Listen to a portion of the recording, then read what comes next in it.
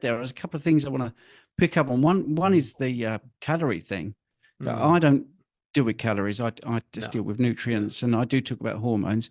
There's a Instagram person out there called Karen Miles, who is a big fan and friend of Kelly Hogan, and I think we've spoken, not Kelly Hogan and I, but Karen and I, about under eating being a big problem in the community. And she put on 19 pounds over the last couple of years, even though she's carnivore. And she said, well, I'm going to track calories just to see. And she proved pretty much that by increasing her calorie, I'm not using calories in the way that I'm saying I believe in them, but she did track them, and she increased the calories, and her weight just dropped off. Fact. Nice. There it was. It was in a spreadsheet. She's just a nice person, nothing to sell, no coaching, nothing like that. She just every single day in a spreadsheet said, this is what I'm eating, this is how much I've increased my food, and this is the weight coming off. It's, you know, just a fact. And I think one of the things when I did my diabetes training, I had this Guyton's medical physiology textbook, and I actually hijacked it for my personal training clients, because if they came to me and said they're not going to sort their nutrition out, they still want to lose weight, but they're not worried about their nutrition, I don't believe in carnivore or low carb, I would say, look, these I'll read you the paragraphs, but these paragraphs will put me out of business, right? Because it basically says you will increase your metabolic use of fat by reducing your insulin.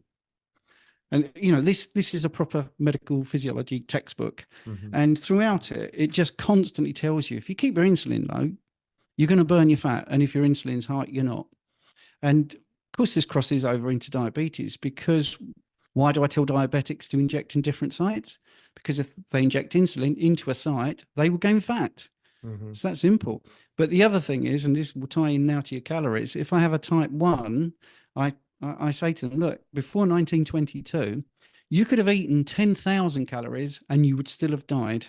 You would have just wasted away because you have no insulin, which absolutely proves that calories are rubbish as a metric, because there's a person that's eating seriously 10,000 calories a day and wasting away because they don't have hormones that are adequate. They don't have insulin to be able to store that energy. Simple as that. As soon as insulin was discovered, they didn't know there was type 1, type 2, so they were still a bit mystified by it. Worked for some people, not others. And that pretty much proves that hormones are driving fat storage. Not just fat storage, though, but muscle growth, bone density.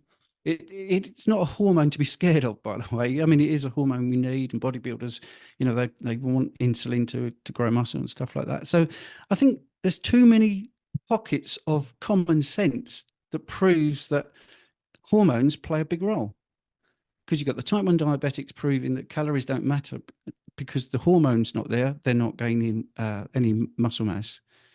You know, they're losing weight on 10,000 calories. But it's one of those things that I've been interested in. I put lots of experiments online talking about, for instance, you can do an experiment.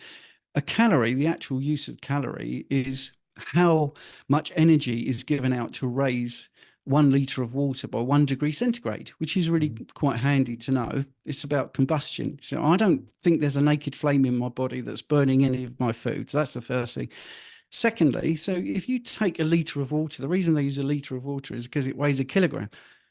Now, if you've got that in a kettle and it's at room temperature and you boil it up, you actually put in 80 calories of energy into that water.